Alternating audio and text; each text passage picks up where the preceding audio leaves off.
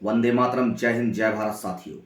साथियों, आज का वीडियो जो है वो बिल्कुल ही अलग है, बिल्कुल अद्भुत है। और इसमें मैंने जानकारी देने का प्रयास किया है एक ऐसे ही अद्भुत और करिश्माई व्यक्तित्व की, एक अद्भुत करिश्माई व्यक्तित्व की, जो एक महान क्रांतिकारी, एक महान समाज सुधारक, एक महान देशभक्त और एक महान दार्शनिक और विचारक थे। जी हाँ, मैं बात कर रहा हूँ लोकनायक जयप्रकाश नारायण की, जिन्होंने जिनको तीन तीन आंदोलनों जिनको तीन तीन आंदोलन का गौरव प्राप्त है। जी हाँ, 1942 के भारत छोड़ो आंदोलन में सक्रिय भूमिका निभाई। उसके बाद 1954 के भूदान आंदोलन में अपना सर्वस्व निछावर कर दिया। और उसके बाद 1974-75 में जो है संपूर्ण क्रांति का आगाज कर पूरे देश के कोने कोने में जो है वो क्रांति का आगाज किया, क्रांति की बिगुल बजा दी। ऐसे महान नायक, ऐसे जननायक जो हैं, भारत रत्न प्राप्त लोकनायक जयप्रकाश नारायण की जन्मभूमि जो है वो बिहार का सारण जिला है, जहां 11 अक्टूबर 1902 को इनका जन्म होता है। साथियों, 11 अक्टूबर 1902 को इनका जन्म होता है और इन्होंने स्थानीय स्कूल से जो है वो पढ़ाई लिखाई इनकी प्रारंभ हुई। 1920 में जो है इन्होंने अपने मैट्रिक की परीक्षा पास की और 18 वर्ष की आयु में प्रसिद्ध गांधीवादी ब्रजकिशोर प्रसाद की पुत्री प्रभावती के साथ इनका विवाह हुआ। उसके बाद 1919 में एक जालियांवाला बाग हत्याकांड की घटना देश में घटित होती है साथियों, जिसने उनके हृदय में जो है एक ब्रिटिश विरोधी जो विचारधारा की शुरुआत यहीं से उनके मन मस्तिष्क में, उनके हृदय पटल में जो है वो प्रस्फुटित होती है 1919 के जालियांवाला बाग हत्याकांड के बाद।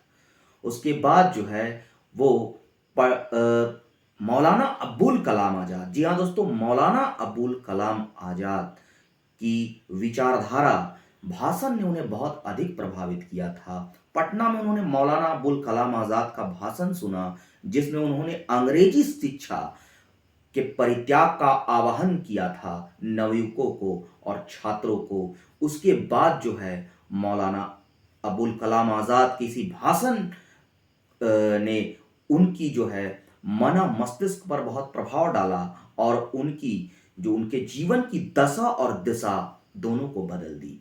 और उन्होंने जब महज 2 महीने शायद जो है वो पटना कॉलेज में पढ़ाई कर रहे थे और महज मुझे लगता है कि 2 महीना बाकी था एग्जाम का, और उन्होंने जो है वो पटना कॉलेज का परित्याग कर दिया और उसके बाद जो है डॉक्टर राजेंद्र प्रसाद तथा उनके साथियों द्वारा स्थापित जो बिहार विद्यापीठ थी वहां पर उन्होंने दाखिला लिया। और वहां से जो है कॉलेज की पढ़ाई पूरा करने के बाद वो जो है 1922 में जो है वो कैलिफोर्निया चले जाते हैं उच्च शिक्षा प्राप्त करने के लिए। और 1922 में जो है अपनी पत्नी प्रभावती को अपनी पत्नी प्रभावती को जो है वो गांधी जी के आश्रम में वो कस्तूरबा गांधी के साथ छोड़ जाते हैं। उनकी पत्नी कस्तूरबा गांधी के साथ गांधी जी के आश्रम में ही रहती है और वो उच्च पढ़ाई पढ़ने के लिए कैलिफोर्निया चले जाते हैं। वहाँ पढ़ाई के दरमियान, जी हाँ साथियों, वहाँ पढ़ाई के दरमियान उन्होंने कई छोटे मोटे काम भी किए, जैसे कि कारखानों में काम किया, होटलों में काम किया, खदानों में काम किया। उसके बाद उन्होंने और भी कई छोटे छोटे दुकानों में काम किया। और इस तरह से श्रमिकों की जो संवेदना है, उनकी जो व्यथा है, उससे वो जो है वहीं पर जो है अमेरिका की कैलिफोर्निया में वो परिचित हुए। कई एम एन रॉय इसी दरमियान जो है वो एम एन रॉय के लेखों से भी प्रभावित हुए। इसी दरमियान वो कार्ल मार्क्स की विचारधारा से भी प्रभावित हुए और समाजवाद जो है वो समता मूलक समाज की जो विचारधारा है और जो ये समाजवाद की विचारधारा है जो है उनके मन मस्तिष्क में, उनके पटल पर जो है वो बैठ गया, बहुत अधिक प्रभावित हुए समाजवाद की विचारधारा से। 1929 में जब उनका भारत आगमन होता है, जब वह भारत आते हैं, तो निश्चित रूप से जो है वो कार्ल मार्क्स का प्रभाव उनके विचारधाराओं में देखने को मिलती है, समाजवादी विचारधारा उनके देखने को मिलती है। 1929 में जो है उन्होंने कांग्रेस पार्टी को जो है कांग्रेस पार्टी में शामिल होते हैं। और बाद में जब कांग्रेस सोशलिस्ट पार्टी का गठन होता है, जब बाद में कांग्रेस सोशलिस्ट पार्टी के गठन के बाद उनको जो है उस सोशलिस्ट पार्टी का कांग्रेस सोशलिस्ट पार्टी का महासचिव बनाया जाता है। जो लोकनायक जयप्रकाश नारायण थे, उन्होंने संपूर्ण स्वतंत्रता आंदोलन में गांधी जी के सविनय अवज्ञा आंदोलन की बात करें या भारत छोड़ो आंदोलन की बात करें, सभी आंदोलनों में जो है अभूतपूर्व भूमिका निभाई, अपनी सक्रिय भूमिका निभाई। जी हाँ, हम यहाँ बात करेंगे 1932 के सविनय अवज्ञा आंदोलन में। 1932 के सविनय अवज्ञा आंदोलन में जब सारा देश, सभी देश में, देश के प्रत्येक क्षेत्र में नमक कानून सत्याग्रह चलाया जा रहा था, तब इन्होंने इसका अभूतपूर्व विद्रोह की, अभूतपूर्व जो है आंदोलन में सहयोग किया, सक्रिय रहे, जिसके लिए इन्हें 9 महीने की जेल हुई नासिक जेल में। इसी नासिक जेल में कई समाजवादी और क्रांतिकारी नेताओं से इनकी मुलाकात होती है। जी हाँ दोस्तों, कई समाजवादी और क्रांतिकारी नेताओं से इनकी मुलाकात नासिक जेल में होती है, जैसे कि राम मनोहर लोहिया, अच्युत पटवर्धन, मीनू मसानी, अशोक मेहता इत्यादि कई समाजवादी विचारधारा से प्रेरित से ओत प्रोत जो है क्रांतिकारी नेताओं से इनकी मुलाकात होती है। और इसके बाद जब ये 1939 के ये सॉरी जब सविनय अवज्ञा आंदोलन के बाद जब यह जेल से जब इनको रिहा किया जाता है, तो 1942 के भारत छोड़ो आंदोलन में जब ऑपरेशन जीरो के तहत पूरे देश के जब शीर्ष नेताओं को गिरफ्तार कर लिया जाता है, तो इन्होंने अभूतपूर्व नेतृत्व पूरी जनता को प्रदान किया। पूरे देश में अभूतपूर्व नेतृत्व का प्रदान करते हुए जयप्रकाश नारायण ने 1942 के भारत छोड़ो आंदोलन में बहुत ही महती भूमिका निभाई। हालांकि ज्यादा दिन तक यह भी जो है वो ब्रिटिश औपनिवेशिक काल में जो है बाहर नहीं रह सके और उन्हें भी जो है गिरफ्तार कर लिया जाता है। और आप लोगों को मालूम ही होगा दोस्तों, उन्हें गिरफ्तार कर झारखंड के हजारीबाग जिले के सेंट्रल जेल में रखा जाता है। जी हाँ, मेरे ही शहर हजारीबाग जेल के सेंट्रल जेल में उन्हें रखा गया था। लेकिन 9 नवंबर 1942 को अपने 5 साथियों के साथ अभूतपूर्व निडरता का परिचय देते हुए दिवाली की रात को जो है उस सेंट्रल जो जेपी केंद्रीय कारा के नाम से भी जानी जाती है, हजारीबाग केंद्रीय कारा जो है, उसकी 17 फीट ऊंची दीवारों को जो है वो तड़प कर जो है जेल ब्रेक की घटना को अंजाम दिया अपने 5 साथियों के साथ, जो कि एक ऐतिहासिक घटना थी इस जेल ब्रेक की घटना। क्योंकि जो हजारीबाग का जो सेंट्रल जेल है और उस जेल के चारों ओर जो है वो तकरीबन 5 झीलें हैं, छोटी बड़ी तकरीबन 5 झीलें हैं, ठीक है। और उस जमाने में उस झील में डेंगू के बहुत और मलेरिया के बहुत बड़े बड़े मच्छर पाए जाते थे। अभी भी झील की स्थिति बहुत सुधरी हुई नहीं है, गंदगी काफी है। उस जमाने में उस झील को पार कर जो है उन्होंने जेल ब्रेक की घटना को अंजाम दिया। ये कहीं से भी मतलब कि यह सोचकर ही हमारे जो है शरीर के रोंगटे खड़े हो जाने वाला सच है कि रात्रि में दिवाली के दिन झील को पार कर उस ब्रिटिश औपनिवेशिक काल में, जिस जमाने में जेल तोड़कर भागना एक बहुत बड़ी सजा थी, मृत्यु दंड की सजा थी, उन्होंने इस काम को अंजाम दिया। और नेपाल में जो है वो उन भारत छोड़ो आंदोलन के लिए समानांतर सरकार की गठन की, आजाद दस्ता का गठन किया नेपाल में जाकर, और भूमिगत रूप से रहकर जो है भारत छोड़ो आंदोलन में अपनी सक्रिय भूमिका को निभाया। इसमें कई समाजवादी नेता जैसे अरुणा आसफ अली, राम मनोहर लोहिया, अच्युत पटवर्धन इनके सहयोगी बने रहे। लेकिन 1943 में जो है एक ट्रेन में सफर करते हुए इन्हें पंजाब से गिरफ्तार कर लिया गया और इन्हें फिर लाहौर जेल में डाल दिया गया। जब ये लाहौर जेल में डाला गया, 1945 ईस्वी में लाहौर से इनको शिफ्ट कर दिया गया आगरा जेल शिफ्ट कर दिया गया। फिर गांधी जी ने ब्रिटिश गवर्नमेंट पर बहुत ज़्यादा प्रेशर डाला राम मनोहर लोहिया और जयप्रकाश नारायण की रिहाई के लिए, तब जाकर जयप्रकाश नारायण की रिहाई हुई, राम मनोहर लोहिया की रिहाई होती है। 1947 में हमारा देश जो है वो आज़ाद होता है, और इस आज़ाद देश में जो है हम भारत के नागरिक इन्हीं महापुरुषों के बलिदान के फलस्वरूप आज सांस ले रहे हैं।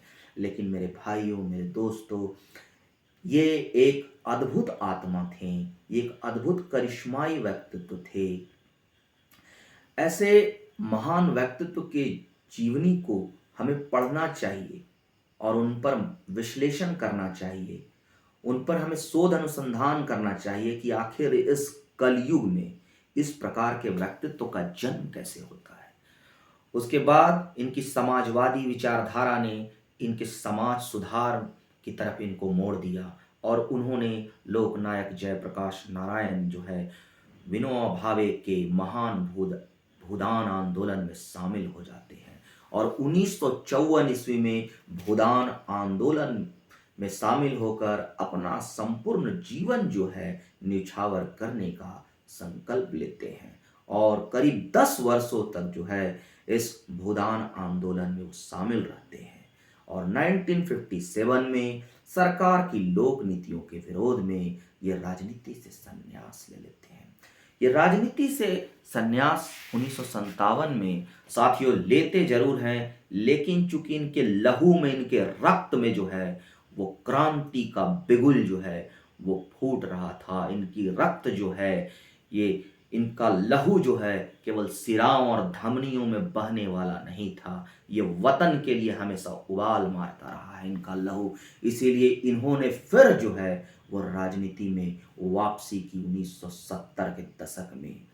1970 के दशक में इन्होंने राजनीति में फिर वापसी की। ये कहा जाता है ना कि जब शेर जब 2 कदम पीछे लेता है ना अपने कदम को, तो इसका मतलब कभी यह नहीं है कि वह जो है वो भयभीत होकर भाग रहा है, बल्कि और भी चुस्ती से और भी फुर्ती के साथ जो है अपनी चपलता के साथ वो अपने शिकार को दबोचता है। 1970 के दशक में जब इन्होंने राजनीति में उस समय वापसी की, जब पूरे देश में बेरोजगारी, पूरे देश में प्रशासनिक भ्रष्टाचार, पूरे देश में महंगाई का बोलबाला था, और पूरी जनमानस जो है वो पूरी जनमानस तबाह थी। पूरी जनमानस में एक आक्रोश था। ठीक इसी समय जो है इंदिरा गांधी की सत्ता को उखाड़ फेंकने के लिए, क्योंकि इन्होंने इंदिरा गांधी की सरकार पर प्रशासनिक भ्रष्टाचार का आरोप लगाया, बढ़ती महंगाई का आरोप लगाया, बेरोजगारी का आरोप लगाया।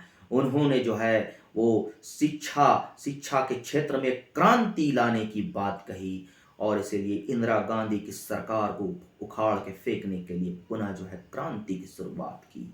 1974 में गुजरात के छात्रों और युवाओं ने नव निर्माण आंदोलन में इन्हें अपना नेतृत्व प्रदान करने के लिए कहा। यहीं पटना के गांधी मैदान में ऐतिहासिक भाषण उन्होंने 5 जून 1974 को दिया, और संपूर्ण क्रांति का नारा दिया। इससे पहले संपूर्ण क्रांति का नारा देने नहीं दिया गया था, बल्कि महात्मा गांधी के द्वारा समग्र क्रांति का नारा दिया गया था। इन्होंने 1975 में संपूर्ण क्रांति का नारा दिया। इन्होंने प्रशासनिक भ्रष्टाचार के विरुद्ध, इन्होंने शिक्षा की पद्धति शिक्षा में क्रांति लाने के लिए, महंगाई के विरुद्ध, बेरोजगारी के विरुद्ध संपूर्ण क्रांति का नारा दिया। इन्होंने संपूर्ण क्रांति में 7 क्रांतियों को समाहित किया है साथियों। संपूर्ण क्रांति में इन्होंने 7 क्रांति को समाहित करने की बात कही है। इन्होंने बात कही है राजनीतिक क्रांति की, सामाजिक क्रांति की, इन्होंने सांस्कृतिक क्रांति की, बौद्धिक क्रांति की, शैक्षणिक क्रांति की, और आपका जाकर आध्यात्मिक क्रांति की। यानी कि राजनीतिक क्रांति, सामाजिक क्रांति, सांस्कृतिक क्रांति, बौद्धिक क्रांति, आध्यात्मिक क्रांति, शैक्षणिक क्रांति, ये तमाम क्रांति जो है, आर्थिक क्रांति, ये तमाम 7 क्रांतियां जो है उनका समावेश इन्होंने संपूर्ण क्रांति में किया है। इसी समय राष्ट्र कवि रामधारी सिंह दिनकर ने इनके समर्थन में लिखा है और ये नारा काफी उस समय प्रचलन काफी नारा जो है काफी बुलंद हुआ। जन जन के जो है वो जन जन की आवाज बनी थी कि सिंहासन खाली करो कि जनता आती है, सिंहासन खाली करो कि जनता आती है। संपूर्ण क्रांति तकरीबन 1 वर्ष तक चली थी। 5 जून 1974 को पटना के गांधी मैदान में दोस्तों 5 लाख लोगों का ऐतिहासिक जो है वो भीड़ हुआ था। 5 लाख लोगों का ऐतिहासिक भीड़ हुआ था पटना के गांधी मैदान में। और इस संपूर्ण क्रांति के कारण जो है इंदिरा गांधी की सरकार इतनी बौखला गई थी कि 1975 में जो है पूरे देश में राष्ट्रीय आपात की घोषणा कर दी गई थी। ये पटना के गांधी मैदान से चिंगारी तो उठी थी, लेकिन देश के कोने कोने में जो है संपूर्ण क्रांति का बिगुल बज उठा था। आज जो हम लालू प्रसाद यादव जैसे नेता, रामविलास पासवान जैसे नेता, या नीतीश कुमार जैसे नेता, या सुशील कुमार मोदी जैसे नेताओं को देखते हैं, तो ये सारे नेता जो हैं वो उसी संपूर्ण क्रांति की उपज हैं। ये सारे नेता उस समय युवा थे, छात्र थे, और वो सारे नेता जो हैं वो जयप्रकाश नारायण की संपूर्ण क्रांति के उपज हैं। उसके बाद जब संपूर्ण क्रांति राष्ट्रीय आपात पूरे देश में लगा दिया जाता है और जब इनको गिरफ्तार कर लिया जाता है जयप्रकाश नारायण को, तो दिल्ली में, जी हाँ, दिल्ली में जो है 1 लाख के तकरीबन जनता जो है इनके इनके गिरफ्तारी के विरोध में रामलीला मैदान में जो है जमा होती है और इनकी गिरफ्तारी को है जो वापस करने का बिगुल फूंकती है। और इन्हीं के प्रयासों से जो है वो स्वतंत्रता के बाद 1977 में पहली बार जो है वो चुनाव में गैर कांग्रेसी सरकार सत्ता में आती है, जनता पार्टी की सरकार सत्ता में आती है। अपनी बीमारी के बावजूद, अपनी ढलती हुई उम्र के बावजूद करीब 72 और 73 वर्ष में जो इन्होंने संपूर्ण क्रांति का बिगुल फूटा, तो वो किसी ऐश्वर्य या दैवी शक्ति से मैं उन्हें कम नहीं आंकता हूं मेरे दोस्तों। और उसके बाद 8 अक्टूबर 1979 को जो है वो पटना में ही इन्होंने अंतिम सांस ली और इस महान आत्मा ने अपने शरीर का त्याग कर दिया और जो है वो ईश्वर के चरणों में अपना स्थान ग्रहण किया। इस महान विभूति को उसके पश्चात इनके सादगी भरे जीवन, क्रांतिकारी जीवन और समाज के प्रति अपना संपूर्ण जीवन निछावर करने के श्रद्धांजलि स्वरूप भारत सरकार के द्वारा फिर इन्हें भारत रत्न पुरस्कार से सम्मानित किया गया। ऐसे महान क्रांतिकारी, समाज सुधारक, ऐसे महान देशभक्त को आज हम याद कर रहे हैं।